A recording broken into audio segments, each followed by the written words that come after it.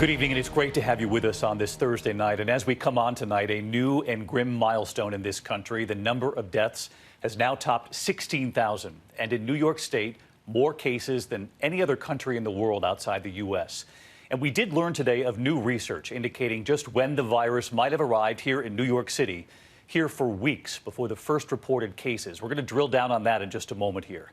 The death toll tonight in this country, now more than 16,000 people in the U.S., and it's staggering when you really think about these numbers. More than 7,000 lives lost in New York State alone.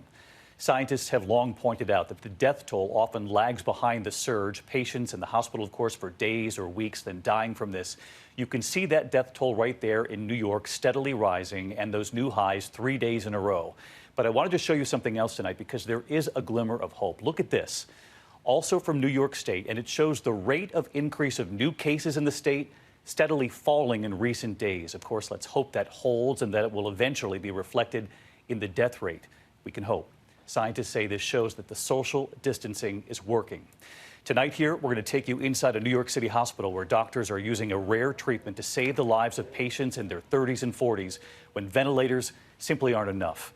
And the threat now spreading to new hotspots, including New York's Long Island. Staff at Stony Brook Hospital cheering as a convoy of nurses from elsewhere arrived today. Emergencies tonight in Philadelphia, Baltimore, Washington, D.C., and parts of Louisiana, in Detroit and South Florida. And the heartbreaking images in so many places across America tonight, the long lines for food. The new unemployment numbers out tonight, more than 16 million Americans now out of work, needing help. When will the checks arrive?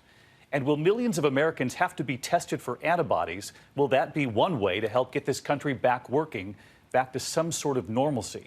What Dr. Anthony Fauci said about this today, and we begin tonight with ABC's Whit Johnson here in New York. Tonight, the battle to save lives growing more desperate.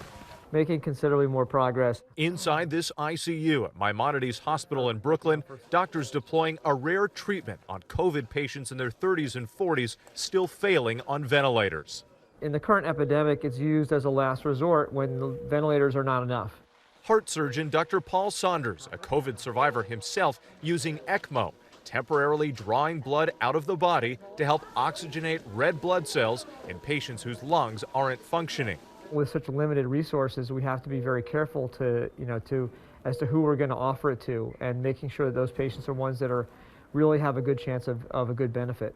Emotions running high for nurse Mary-Kate Finaro, working in the same ICU where her father, a doctor, was being treated for the virus. He's now back home, feeling better. Unfortunately, I was not ever able to go inside of his room, so I didn't want to cross-contaminate between other COVID-19 patients and him, so I waved to him from outside of the glass. But in New York State, the death toll reaching new heights by the day. Coronavirus killing nearly 800 people in just 24 hours. We've lost over 7,000 lives to this crisis. That is so shocking and painful and breathtaking. I don't even have the words for it. Overwhelmed hospitals scrambling this week to move patients to facilities with more room, stacking some patients on bunks in large trucks to be transported. The virus surging in New York suburbs. In Suffolk County, Long Island, COVID-19 claiming the lives of 2 nurses. Construction on a 1,000-bed field hospital now underway. New research now suggests the virus was circulating in the New York area by mid-February, weeks before the first confirmed case. New York was seeded before they really knew what was going on, and that's why they're in the difficult situation that they're in right now. Researchers suspect that travelers brought it mainly from Europe, not Asia. Back in early March, we heard from Americans who said they weren't screened on their way back from Italy, a growing hot zone at the time. As of right now, we have not experienced any sort of extra check based on anything regarding the coronavirus. Tonight, the government is taking its first step toward getting more Americans back to work.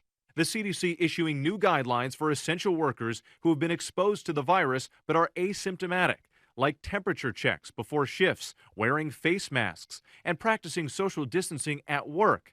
The pandemic still sweeping across the country.